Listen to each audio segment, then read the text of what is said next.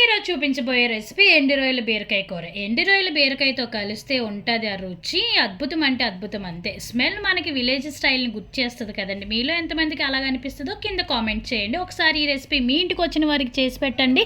మిమ్మల్ని పొగడకుంటే అయితే మాత్రం అస్సలు ఉండలేదు. దీనికి కావాల్సిన ఇంగ్రీడియంట్స్ అయితే క్యూక్గా చూసేద్దాం రండి. ఫస్ట్గా చిన్నగా తరుక్కున్న బీరకాయ, 2 పెద్ద ఉల్లిపాయలు చాప్ చేసుకొని పెట్టుకోవాలి, కొంచెం అల్లం అండ్ 2 ములక్కాళ్ళు చిన్న చిన్న పీసెస్ కింద కట్ చేసుకొని పక్కన పెట్టుకోండి. నెక్స్ట్ కరివేపాకు, ఎండుమిర్చి, వెల్లుల్లిపాయలు అండ్ ఆవాలు, జీలకర్ర. నెక్స్ట్ కడిగి పెట్టుకున్న ఎండ్రాయిలు అండి. ఇవి జస్ట్ హాట్ వాటర్లో నీట్గా కడుక్కొని ఒక పక్కన పెట్టేసుకోవాలన్నమాట. దాన్ని ఫ్రై అది చేయకూడదు, జస్ట్ పక్కన పెట్టుకోండి. నెక్స్ట్ ఒక గిన్నెలో కొంచెం ఆయిల్ అనేది యాడ్ చేసుకోండి. ఆయిల్ హీట్ ఎక్కిన తర్వాత ఆవాలు, జీలకర్ర అనేది వేసి అవి చిట్పెట్లు ఆడిన తర్వాత మనం దీంట్లోకి ఎండుమిరపకాయలు అనేది యాడ్ చేసుకోవాలన్నమాట. ఇప్పుడు ఎండుమిరపకాయలు యాడ్ చేసుకొని ఫ్రై అయిన తర్వాత వెల్లుల్లిపాయలు కూడా వేసుకోండి. వెల్లుల్లిపాయలు కూడా బాగా ఫ్రై అయిన తర్వాత మీరు దీంట్లోకి నానబెట్టుకున్న, కడిగి పెట్టుకున్న ఎండ్రాయిలు అనేది వేసుకోవాలండి. అవి వేసి బాగా ఫ్రై చేయాలి. ఇప్పుడు వస్తున్న స్మెల్ ఉంటుంది, చాలా బాగుంటుంది అనమాట. మీలో ఎంతమందికి ఈ స్మెల్ అంటే ఇష్టం కింద కామెంట్ చేయండి.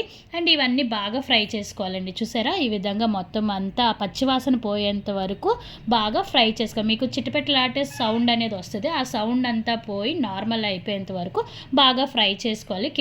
హై ఫ్లేమ్లో అయితే పెట్టకండి, చూసుకోండి, లో ఫ్లేమ్లో పెట్టుకొని ఫ్రై చేసుకోండి. నెక్స్ట్ కరివేపాకు కూడా వేసుకొని బాగా చిటపట్లంతా అయిపోయినంత వరకు బాగా ఫ్రై చేసుకోండి. ఇవన్నీ సౌండ్స్ జ్ఞాపకం ఉంచుకోండి, అప్పుడు మనకి కుకింగ్ అనేది బాగా తెలుస్తుంది అనమాట. సో ఇవన్నీ అయిపోయిన తర్వాత మనం కొంచెం ఉల్లిపాయలు కూడా యాడ్ చేసుకోవాలి. ఉల్లిపాయలు, పచ్చిమిరపకాయలు ఇవన్నీ వేసుకొని బాగా ఫ్రై చేసుకోవాలండి. ఆయిల్లో మనకి వేసినప్పుడు ఇవన్నీ దాని యొక్క సౌండ్ని బట్టి మనం అవి ఏగినాయో లేదో అనేది మనం కరెక్ట్గా చెప్పగలమండి. అప్పుడు చెప్పినప్పుడే కరెక్ట్గా పర్ఫెక్ట్ కుకింగ్ వచ్చు అని అర్థం అన్నమాట. సో ఈ విధంగా మొత్తం అంతా బాగా ఫ్రై చేసుకోండి. బాగా నీట్గా చూసారా, గోల్డెన్ బ్రౌన్ కలర్ వచ్చేంత వరకు నీట్గా ఫ్రై చేసుకోండి. అలాగ అయిన తర్వాత కొంచెం పసుపు అనేది యాడ్ చేసుకోండి. పసుపు కూడా వేసుకొని బాగా కలుపుకోండి. చూసారా, అన్నీ ఏ విధంగా అయితే బాగా వేగిపోయాయో, పచ్చిమిరపకాయలు, ఎండుమిరపకాయలు, ఉల్లిపాయలు, అల్లం అండ్ రొయ్యలు కూడా వాటితో పాటు వేగుతుంటే ఆ టేస్టే వేరండి. చాలామంది రొయ్యల్ని మామూలుగా ఆయిల్లో వేపుకొని తర్వాత యాడ్ చేసుకుంటారు. అలా కాకుండా ఇలా ట్రై చేయండి, చాలా బాగుంటుంది. తర్వాత కొంచెం గరం మసాలా అనేది యాడ్ చేసుకో, మీ స్పైస్ తగ్గట్టుగా యాడ్ చేసుకోవాలన్నమాట. కొంచెం మంది ఎక్కువ స్పైస్ తింటారు, కొంచెం మంది తక్కువ తింటారు కదా. సో దాని ప్రకారంగా మీరు స్పైసెస్ అనేది యాడ్ చేసుకోండి. నెక్స్ట్ దీంట్లోకి ములక్కాయలు కూడా యాడ్ చేసుకోండి.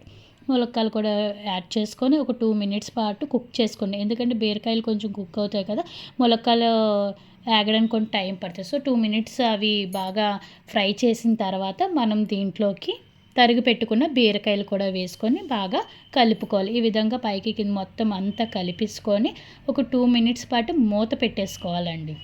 ఓకేనా, మూత పెట్టేసుకొని మనం దాన్ని ఉడకనివ్వాలన్నమాట. ఒక 5 మినిట్స్ అలాగ ఉడకనిస్తే మనకి చూసారా ఈ విధంగా వాటర్ అనేది బయటకు వచ్చేస్తుంది అనమాట. మొత్తం అంతా కుక్ అయిపోయి వాటర్ అనేది బయటకు వచ్చేస్తుంది. ఆ వాటర్లోనే ఆ ములక్కాళ్ళు ఇవన్నీ బాగా ఏగి ఆ రొయ్యలు కూడా ఉడుకుతాయండి. ఫ్రై అయినవి కూడా మళ్ళీ జస్ట్ దాంట్లో ఉడికితే ఆ స్మెల్ అనేది చాలా బాగుంటుంది, టేస్ట్ కూడా అద్భుతంగా ఉంటుంది. వాటర్ అంతా అయిపోయేంత వరకు మనం అలా కుక్ చేసుకొని సర్వింగ్ బౌల్లో తీసుకొని సర్వ్ చేసుకొని ఎంతో టేస్టీగా డెలిషియస్గా ఉంటే బీరకాయ ఎండ్రాయిలు కర్రీ రెడీ. సబ్స్క్రైబ్.